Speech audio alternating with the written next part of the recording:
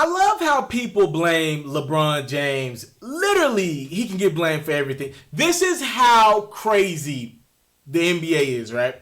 So what I'm going to do, this happened a few weeks ago. I'm just now getting to it. I'm going to play a clip from you from former NBA player Royce White.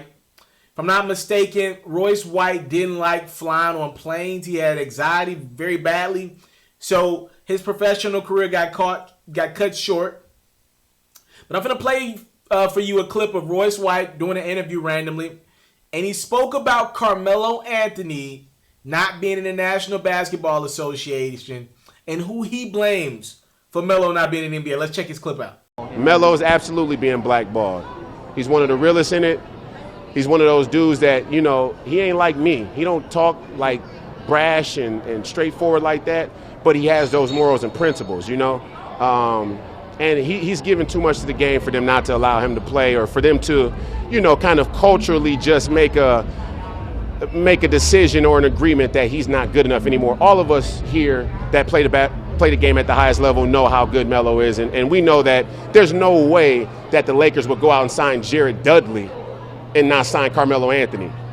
And another question is, while a guy like LeBron is walking around here like he's the face and voice of the players, how is he letting his banana boat brother hang out there in the wings and they go sign Jared Dudley and not Carmelo?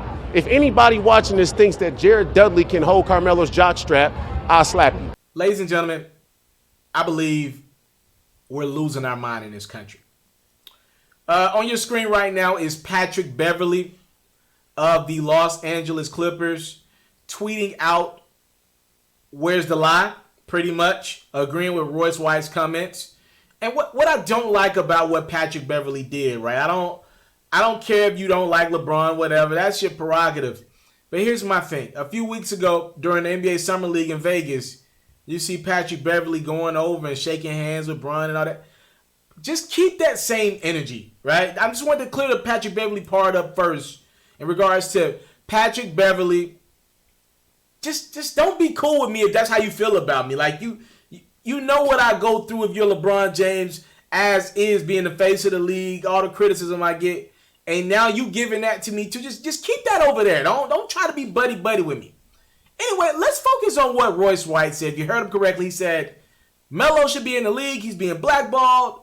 And the person that he would blame for Melo not being in the league is one, LeBron James, his Banana Boat crew member. That's what Royce said in regards to saying LeBron has the clout to get Melo back in the league. The Los Angeles Lakers had some free agency spots available. The Lakers opted to sign guys like Jared Dudley instead of Carmelo Anthony. Okay. You guys are losing your mind. Y'all want LeBron to do everything. And I'm going to be real. I blame Bron partially for this because he's branded himself to be the people's champ, right? And to care about what people think about him so much that you got people thinking that they could come out with commentary like this. You're blaming LeBron because Carmelo Anthony's not in the league. You want LeBron to give his homie another shot when no one else wants to do it? Didn't LeBron just do that 2 years ago in Cleveland for Dwayne Wade? So LeBron is the only player in the NBA with enough clout to get someone back on a roster, back in the league. You know what's funny about that? I got to thinking, right? To me, James Harden is more valuable to the Houston Rockets today than LeBron James is to the Los Angeles Lakers. The Lakers are building for a championship right now, obviously, but they have their piece. Anthony Davis is 26, 27. He's the player of the future. He should be the most important piece on the Lakers right now. LeBron James is about to be 37, right? Okay. James Harden is the Houston Rockets right now. You know what I love about the NBA and about just people and fans around the league? You love blaming LeBron for everything.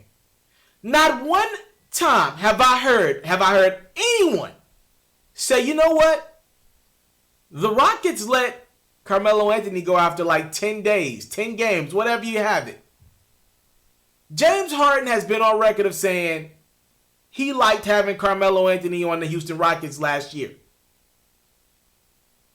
If you really believe Carmelo Anthony is being blackballed, how come not one time have you heard anyone criticize James Harden for allowing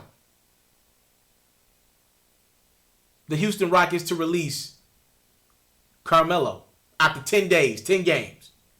Daryl Morey released Melo, just randomly didn't even want him anymore. Said it wasn't working out. But no criticism is given to James Harden for allowing that to happen on his watch. Harden is more important to the Rockets than LeBron is to the Lakers. Harden is the Rockets. He put that franchise back on the map. They hadn't been this relevant since Hakeem Olajuwon in the 90s. Nobody criticizes James Harden, but they criticize LeBron James because that's his boy, right? It doesn't make sense to me. You guys, people have put it in their mind that it is okay to blame LeBron James for everything. It's LeBron's fault Carmelo Anthony isn't in the league. It's LeBron's fault Kevin Durant got injured last year. It's LeBron's fault I forgot to feed my dog. It's LeBron's fault I forgot to wash my ass yesterday. You're just blaming LeBron for everything at this point. It can't always fall back on LeBron because essentially what you're doing is victim blaming, right? Like, you're saying because LeBron has been so smart, strategic throughout his career, no one else has the responsibility that he does. Because he's so popular, because he's so polarizing, because he's been so great, no one else has any accountability around the league. You mean it's no one else's responsibility to help Melo get a job? It's always got to fall back on Bron? Well, Bron got his closest friend D-Wade a spot a couple years ago. No credit to LeBron for giving an agent D-Wade a spot.